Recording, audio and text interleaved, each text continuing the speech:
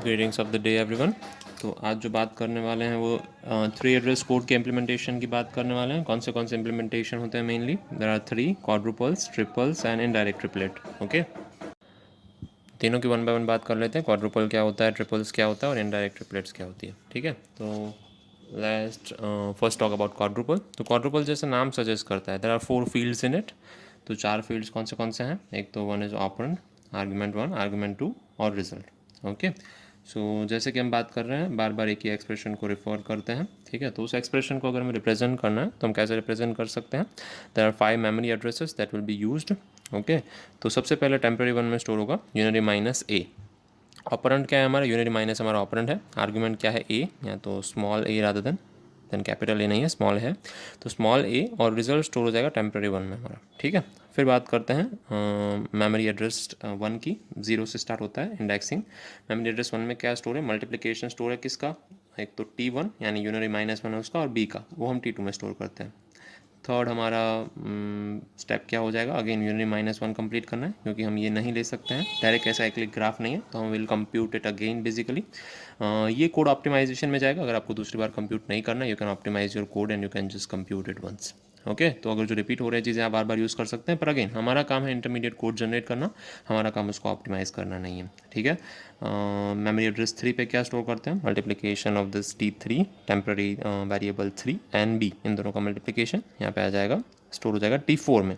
Okay, सो दो ही चीज़ें करनी है, T2 और T4 को ऐड करना है। जैसे हमें पता है ये हमारा जो मेन एडिशन है वो 2 टर्म्स का बना हुआ है, that is term number 2 and term number 4। T2 and T4 को ऐड कर देंगे तो स्टोर हो जाएगी वैल्यू T5 में। अब और कुछ नहीं करना, अगर ये पूरी वैल्यू T5 है तो T5 हमें x को असाइन करनी है, तो हमारा ऑपरेंड असाइनमेंट हो जाएगा, असाइनमेंट ऑपरेटर, सॉरी ऑपरेटर है वो असाइनमेंट हो जाएगा, और हम सीधा उसको असाइन कर देंगे। ओके, तो क्वाड्रुपल मेथड हम क्यों यूज़ करते हैं? Basically rearrange the code for global optimization. जैसे हमने बताया, ऑप्टिमाइजेशन आप ग्लोबली अगर कर रहे हैं तो आपके लिए काम को है वो अच्छे से रिकग्नाइज करता है and quickly access the value of temporary variable. तो टेम्पररी वेरिएबल हमें कोई भी चाहिए तो हम क्विकली सिम्बॉल टेबल का यूज़ करके उसकी वैल्यू एक्सेस कर सकते हैं। ठीक है, वो टेम्पररी वेरिएबल को रिफर करना ईजी हो जाता है, क्योंकि हमें पता है हमें मेमोरी एड्रेस की ज़रूरत नहीं पड़ती है कि 1 पे जो चीज़ स्टोर, ऐसा नहीं बोलते हैं, T2 ले लीजिए, ऐसा हम बोल सकते हैं। ठीक है, तो टेम्पररी वेरिएबल 2 की वैल्यू या नाम हमारे पास होता है, तो मेमोरी एड्रेस को रिफर करना आसान रहता है।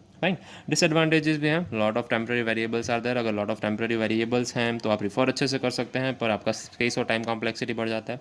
ठीक है, तो similarly there are some advantages and disadvantages. Okay, तो जैसे हम बात कर रहे थे, दीज आर ऑपरेटर्स। ऑपरेटर्स को जो आर्ग्यूमेंट्स मिलती है उसको हम ऑपरेंड्स कहते हैं। फाइन, तो इस तरीके से एक दूसरा वे है 3 एड्रेस कोड को रिप्रेजेंट करने का, जिसको हम क्या कहते हैं? ट्रिपल्स कहते हैं।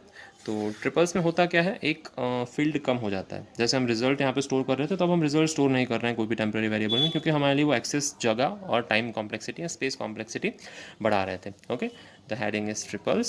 I'll just quickly make it available for the whole screen.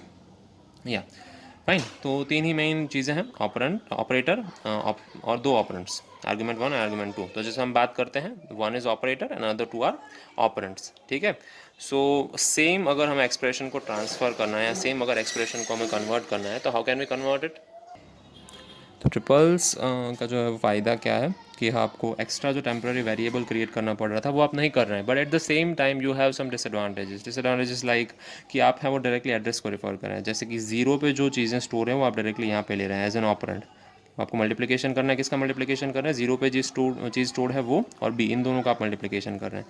फिर अगेन यूनरी माइनस वन फिर से कंप्यूट कर रहे हैं, 2 पे जो चीज़ स्टोर्ड है उसका, और B का मल्टीप्लिकेशन कर रहे हैं। और अगेन देखिए, जो चीज़ 1 पे स्टोर्ड है और 3 पे स्टोर्ड है, उन दोनों का आप क्या कर रहे हैं? एडिशन कर रहे हैं। तो अगर मुझे इस कोड को रीलोकेट करना है, कहीं और लेके जाना है, तो मुझे क्या करना पड़ेगा? पूरे कोड को वापस से एड्रेसेस देने पड़ेंगे और वापस से सेम चीज़ें अलग अलग जगह पे अपडेट करनी पड़ेंगी। ठीक है, so you have advantages of not I mean dealing with space complexities and time complexities of temporary variable, but at the same time you have to deal with this thing.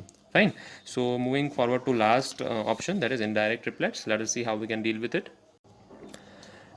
तो again similarly जो indirect triplet है वो क्या करता है? हमारे जो triple वाला इशू है वो सॉल्व करता है। कैसे सॉल्व करता है? तो वहाँ पे कोड रीअरेंजमेंट था वो थोड़ा हार्ड था, तो हमें पॉसिबल नहीं हो रहा था, तो हम क्या कर रहे थे? बार बार जो हमारा रीअरेंजमेंट था वो यूज़ कर रहे थे। जैसे कि 0 है, या let us just number this as just a second. तो हम यहाँ पे कुछ इनडायरेक्ट वैल्यूज़ का यूज़ कर रहे हैं, जैसे कि यूनरी -1 ए को अप्लाई कर रहे हैं, 0 में स्टोर कर रहे हैं, फाइन। और यहाँ पे हम मल्टीप्लाइड बाई 11 और बी यूज़ कर रहे हैं। 11 एक आर्ग्यूमेंट है, 11 नाम के एड्रेस पे क्या स्टोर है, तो हम एड्रेस टेबल में देख सकते हैं कि 11 नाम के एड्रेस पे वही स्टोर है जो 0 में स्टोर है बेसिकली। तो हमने इन दोनों को लिंकेज किया हुआ है बेसिकली। तो you are storing some values at some addresses, fine.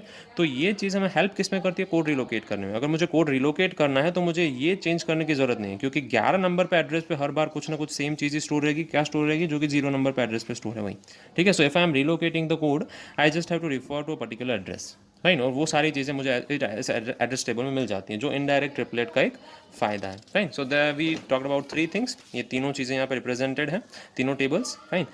ये क्वाड्रुपल है, ये ट्रिपल है, और ये इनडायरेक्ट ट्रिपल है, fine. I hope this is visible, या ठीक है। तो यहाँ पे प्रॉब्लम क्या था, टेम्पररी वेरिएबल्स बहुत थे, तो टेम्पररी वेरिएबल्स हमने यहाँ पे हटा दिए, चीज़ को थोड़ा फास्ट कर दिया और इनडायरेक्ट रिप्रेजेंटेशन लेने लगे।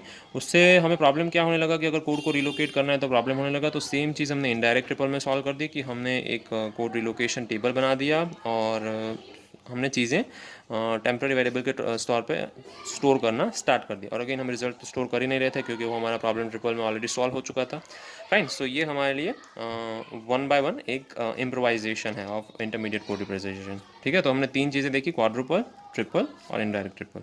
I hope it was understandable, fine. Next lecture में जब मिलेंगे तब दो छोटी छोटी चीज़ों की बात करनी, will talk about it differences, and then we will have a look at syntax, directed translation and schemas. Okay, good day.